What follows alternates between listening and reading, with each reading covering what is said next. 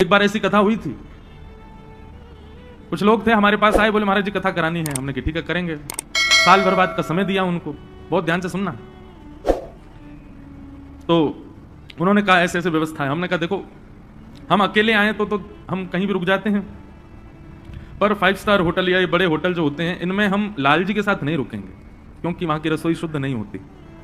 हम अकेले आते तो कोई दिक्कत नहीं, पर लाल जी आते हैं कथा में तो वो नहीं रुकेंगे बड़े होटल में, क्योंकि वहां सब बनता है और लाल जी की रसोई अलग होती है। तो उन्होंने हमसे बोला तो आप अकेले ही आ जाओ, लाल जी को मत लाओ। मैंने कहा जय हो। मैंने कहा ठीक है। मैंने कहा बढ़िया वाला कमरा बुक करवाना हमारे लिए। कितना महंगा वाला है? बोले महाराज जी 50,000 वाला है सबसे महंगा। मैंने उसी में रुकूंगा मैं, करो। और मैं अकेला आऊंगा, लाल जी नहीं आएंगे।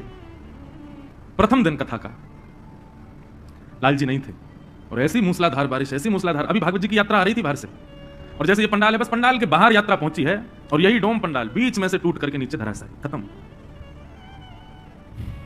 अब वो हमको देखें, हम उनको देखें। अब तो ये भी नहीं कह सकते कि कल से कर देंगे कथा, क्यों पंडाल ही गिर गया और जो टेंट वाला था वो सिर पकड़ के रो गया। असंभव है, ये कैसे टूट गया? हो ही नहीं सकता। तो वो बोले महाराज जी अब क्या करें? मैंने कहा लाओ हमारी भागवत जी पोथी हमको पहले वापस दो। मैंने कहा अब 50,000 वाले कमरा में सो जाना जाके, और अब अगली बार कथा कराने का भाव बने तो लाल जी से प्रार्थना करना कि आप आओ।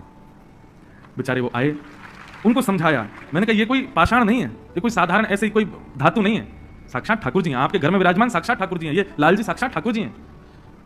मैंने कहा ये इनकी उपस्थिति इसलिए थोड़ी होती है, ये अपने आप को पुजवाने थोड़ी आ रहे हैं, ये हमारी रक्षा के लिए संग रहते हैं कि भाई या की भक्ति में या की कथा में कोई विघ्न नहीं आवे, या हमारे में आके संग रहूंगा। और मैंने कहा आपने उन्हीं को ही कह दिया कि आप अकेले आ जाओ, उनको मत लाओ।